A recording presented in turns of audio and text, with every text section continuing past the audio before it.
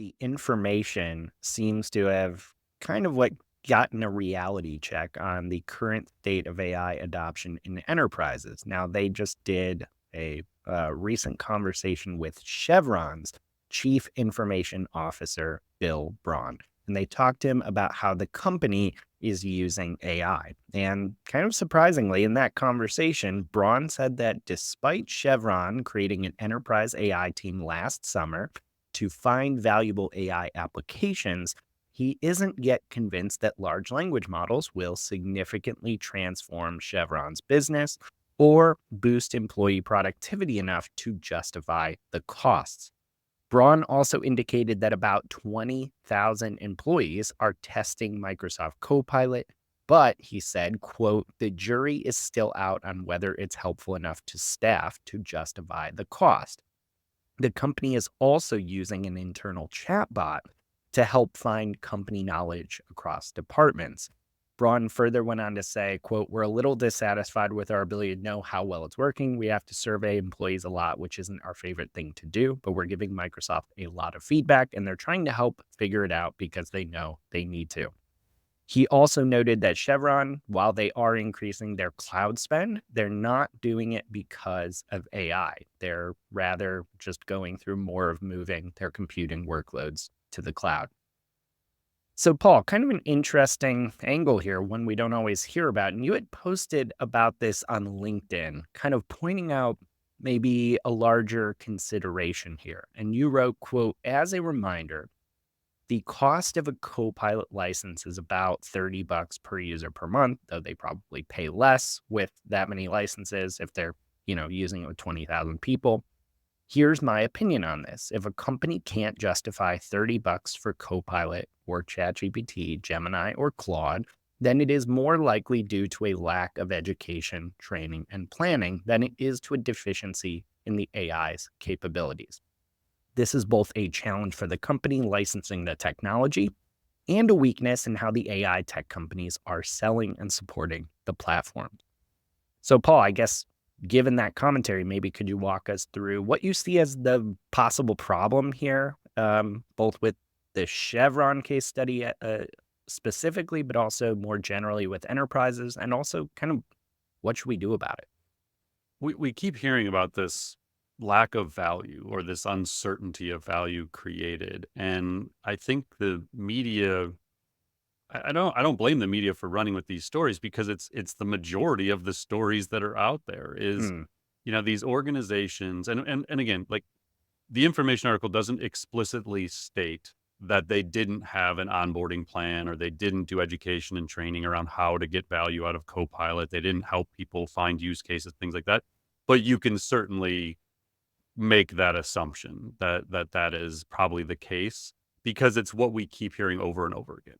So you hear these stories about not sure if we're getting value. Now, 20,000 licenses is a lot. I don't blame them for wanting value. I didn't do the math in my head, but that's probably, I mean, what, at least a couple million a month in mm. licenses, I think.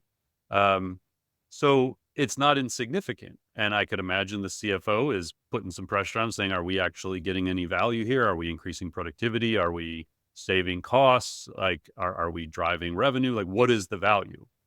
So what we see time and time again is companies buy the licenses. And it's not unheard of that it's thousands of licenses and not just Copilot, might be ChatGPT, possibly Gemini, but they're buying all of these licenses. Then they either give access to a small group of people or they just turn them on for everybody. And then they just assume people are going to figure this out, that they're going Mm. to find the value themselves. They're going to discover these use cases. And then, 3 months later, 6 months later, the CFO comes in or the earnings call happens and there's pressure to like figure out where to cut costs. And you go look at the line item for Gen AI and it's like, well, are we even getting anything out of it?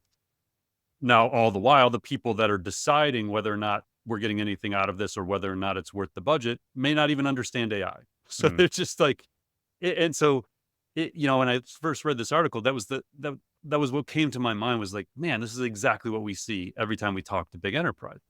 And even small businesses too. Like we're guilty of this at times. Like we have ChatGPT, we have Claude, we have Gemini, we have all of them. And we haven't even done this, but we're a little different in that everyone in our team kind of knows what they're doing, knows the use cases. Like we trust that they can get the value, and we don't really Mhm. think too deeply about it. But even in a small business, like when I was running our agency, like, I sold in 2021, but that was about 20 people. And I could imagine that feeling of like, wow, we're paying $30 a month for 20 people. Like as a small business, that's a lot of money. Yeah. So to your question, what do you do about this? And so, I was reading this, I'm like, all right, just like real quick framework, like kind of off the top of my head, I put these 5 things on LinkedIn and it seemed to resonate with people because last I looked at like 25,000 impressions on this post and over 320 engagements. So it definitely like resonated with people. So the 5 things I outlined for any size business. Number one, pilot with small groups in select departments over a 90-day period. Prove the value and create internal user champions, then scale it. So buying 20,000 licenses probably isn't the right call. Mm. Buying 10 or 20 or 100 and making sure you have a very specific group of people who have a responsibility, a KPI, an OKR, like whatever you want to call it, for 90 days to prove the value. So you're going to do this. And then if it works, now you go buy the 20,000 licenses or 10,000 or whatever you're going to do.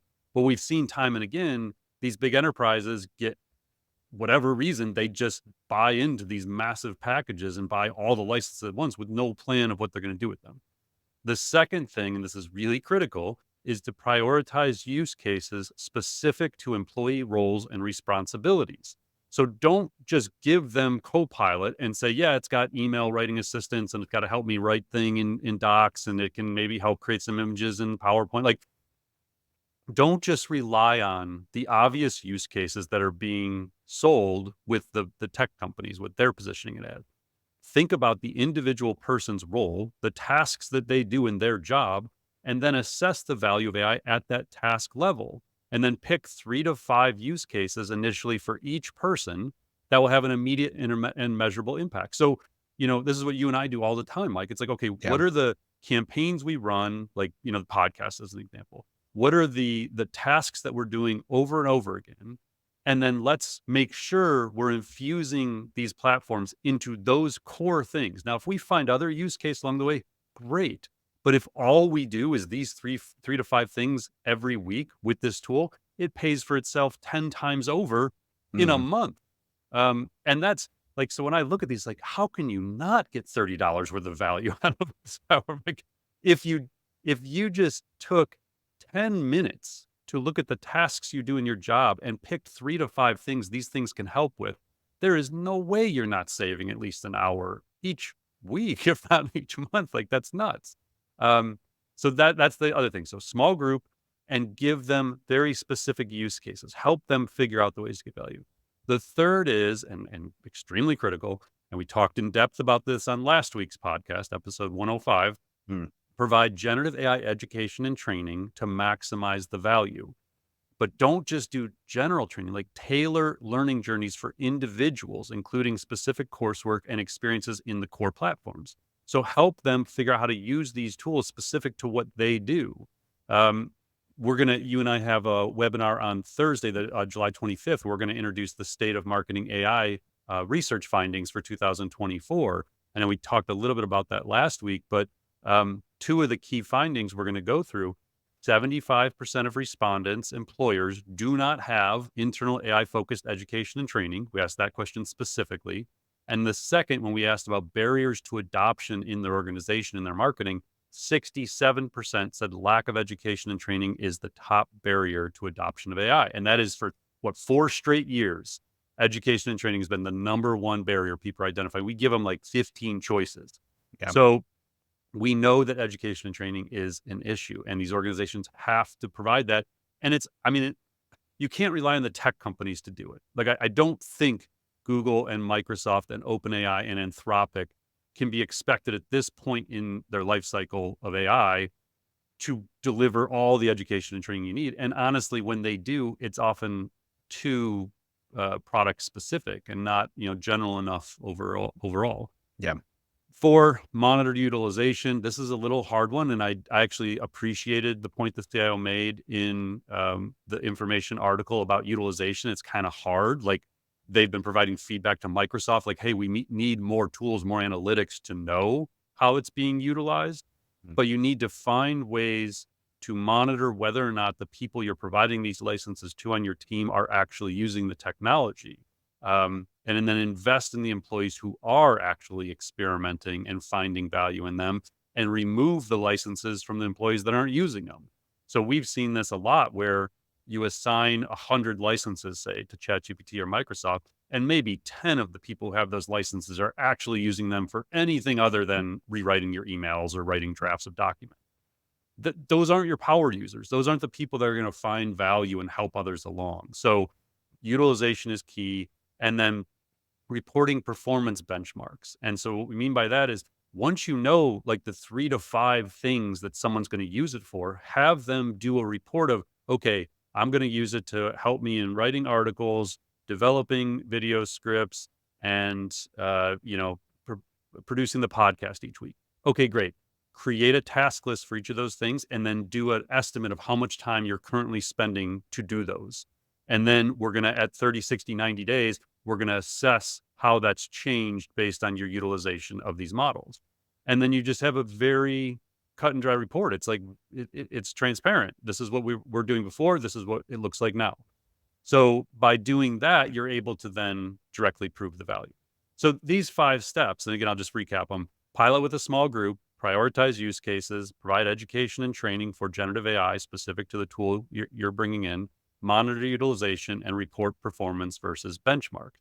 So in short, what I said on LinkedIn is, have a plan. Like, Mm. the Yeah. value is absolutely there if it's rolled out in a strategic way and as part of a larger change management plan, not a technology solution we just bought and we gave to everybody.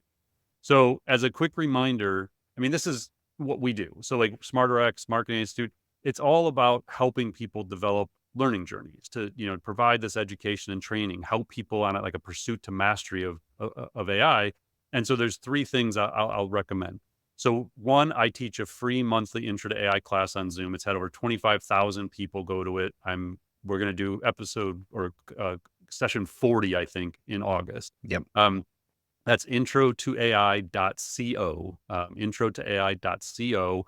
It is free. It's a 30-minute class with 30 minutes of Q&A every month. So that's a great way to do intro. We have Piloting AI, which Mike and I have created now 2 years in a row. This version was released in late January 2024. It's 18 on-demand courses that's meant as a step-by-step learning path for beginners at all levels. While it's tailored to marketers, a lot of the focus of the middle courses in that series is specific to marketing use cases. It is broadly applicable to any knowledge worker that wants to understand how to pilot AI. We teach how to prioritize use cases and how to adopt this technology. So that's about 9 hours of content with a professional certificate. That's pilotingai.com. You can go learn more about that. And then just in June of this year, we launched Scaling AI, which is sort of the next step. So again, intro, piloting, scaling. It's all designed as a learning journey. That's 10 on-demand courses for business leaders, not marketing specific. It is for business leaders. Director level and above is kind of how we think about it.